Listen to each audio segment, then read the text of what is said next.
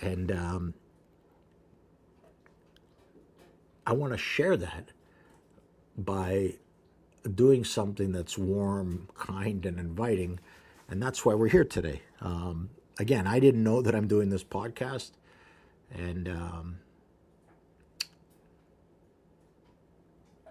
it just happens that National Chicken Finger Day is tomorrow. And I've been ignited.